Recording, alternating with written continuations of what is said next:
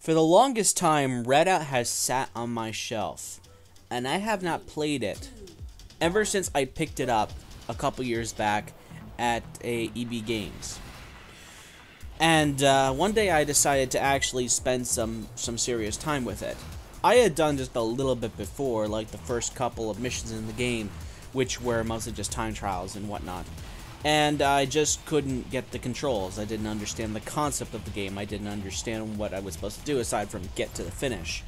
But after leaving it for a while, playing other games, and seeing it and thinking, you know what, it's one of the things on my backlog, one of the things I haven't put any serious time into. Why don't I actually try to get a hold of the controls? Why don't I actually try to get my head around what this game is like?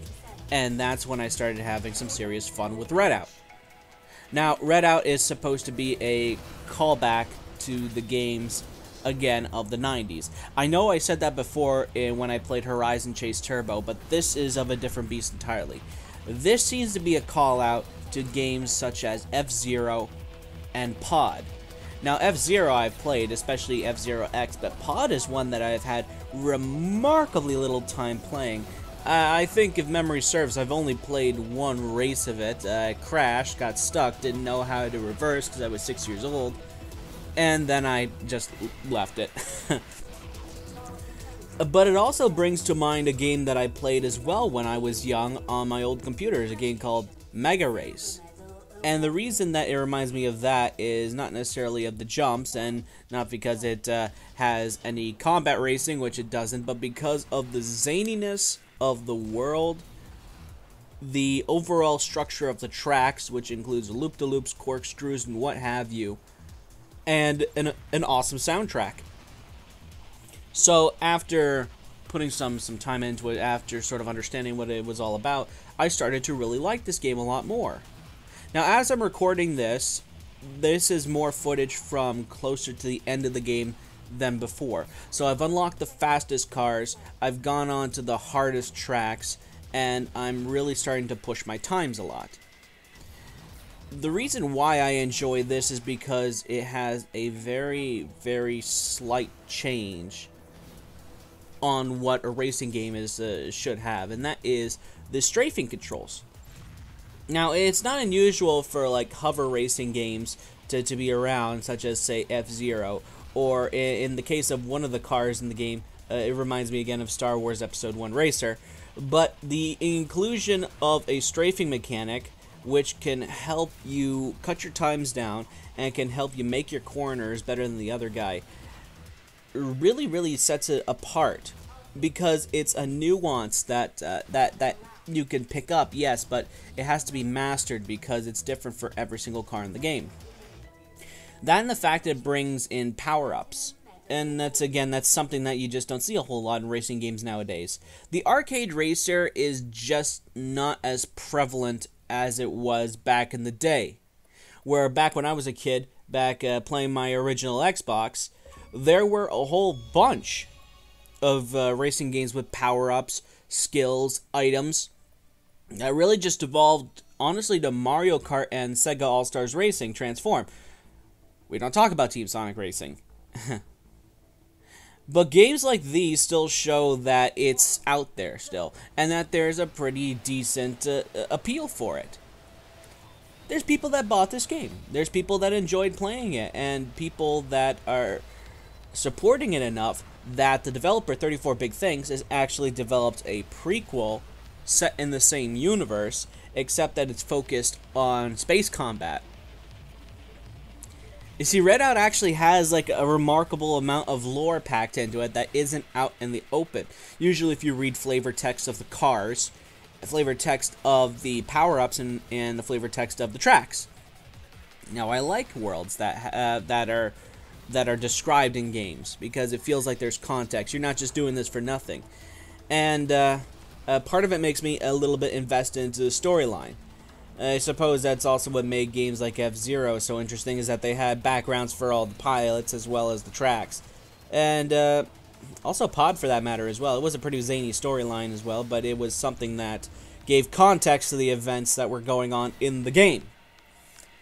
So if you're invested into the storyline, you're invested into the gameplay. Just a little tiny thing. Other people just say, oh, you know, it's fast cars. Fast car go fast. I make corner.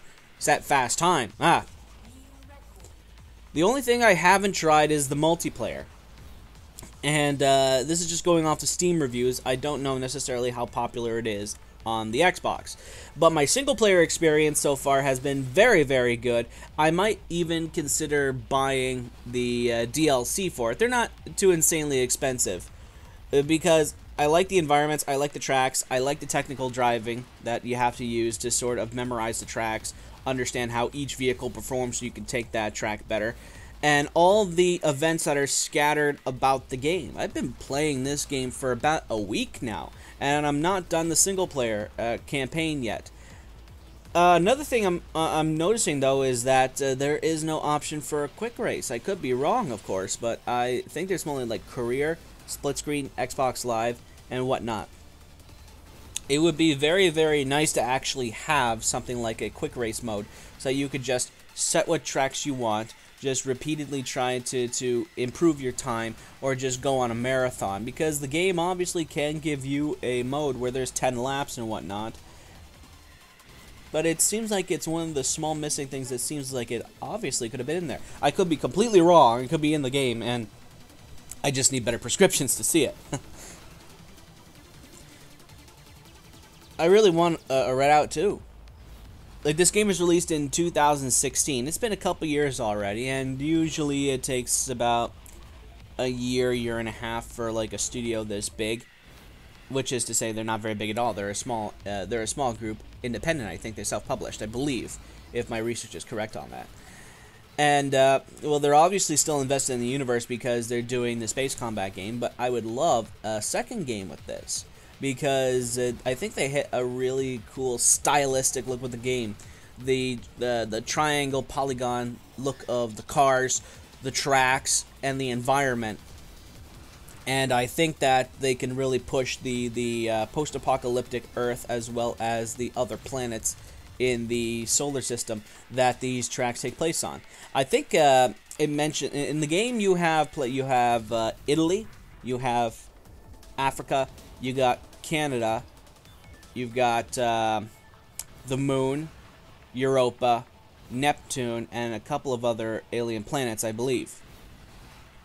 It's there's a lot of opportunity to set this on places like Titan, because I think that Titan is a major named place in the background flavor text where a couple of the named characters in the game had work and companies and schools and stuff like that. So the universe actually has a decent bit of potential if you want to expand a racing game. And I know what you're probably thinking, why in the hell would you want to care about lore in a racing game? Well, I mean, it's the same thing that sort of made sense in F-Zero. It's sort of one of the things that made it appealing, is that all these guys have backgrounds. You wanted to know more about them, what they were supposed to do, how the characters interact with one another. Like, what's his name? His name escapes me right now, and his interaction with Captain Falcon and some of the other racers there. It's like, you know that these characters interacted, they have a life off the track, and it sort of contributes to the overall rivalries that you see in the game. And people love that game. And Nintendo ain't doing nothing with that game. They will release a gacha game in the style of Mario Kart, though they'll do that. So it just seems that there's a wide power vacuum for people to expand into. There's a lot of opportunities to make cool games, and I think Redout is one of the games that honestly seems poised to fill that in, unless you see like a return of Wipeout, which is another game that this company seems to have looked to for inspiration. Or, like I said, Team Sonic Racing ain't doing anybody no favors. But the list is relatively short. We got Crash Nitro Kart coming out. And yeah, that's a really nice nostalgia trip. But we're going backwards to try to cash in on what was good in our youth.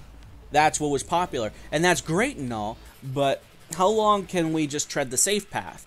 How long until we just figure out that we've exhausted every single route that we can find back there? I guess that's when the money stops flowing, but we have to look forward as well. Looking back is great, because it teaches things about the future. But going to the future is important because we need to inject creativity into gaming again. We can't just stick with what's safe. That's why I like Redout, is that it's high speed, high risks, and you can really bring it in if you know what you're doing. I know that I brought in a platinum trophy here in this one earlier on in the video, and honestly, that's one of the things I like about it. They don't tell you what the requirements are for it, but you just gotta race real good. You just gotta race real good, and you're gonna get that platinum trophy. Redout showed that it could be very good if you try something new and if you try something that challenges your audience. Now, some people might not like that and say it's too hard. Well, I mean, games aren't supposed to necessarily be easy. You're supposed to be challenged when you play games. You're not supposed to be held by the hand. You're supposed to try to beat the game. The game is supposed to challenge you. It's supposed to antagonize you. It's like playing Sekiro or Dark Souls or half the other games out there, playing Halo on the Legendary setting. It's supposed to beat you. You're supposed to think on how to outthink the game. The game cheats. Try to outmaneuver that cheating. And I guess that's what it also does when it gives you the opportunity with power-ups to sort of change your ride, to sort of modify your gameplay. Make you think a little bit. What power-ups are best to use for what situation and with what car against what enemies on what track?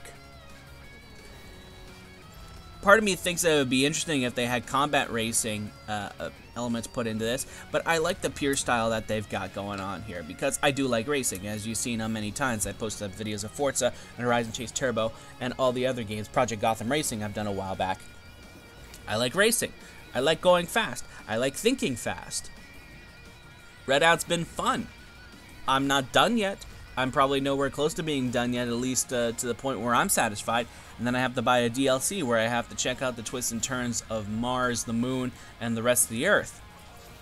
But if you're seeing this, and of course if you sat through this, as always, I appreciate you taking time out of your day to listen to me. I'm not a big name on YouTube. I probably won't be, but I enjoy making videos about this and I enjoy sharing my thoughts. So simply the fact that you're here or even skipping ahead doesn't really matter. You're here. I appreciate it. Thank you for listening to me ramble. The game is Redout.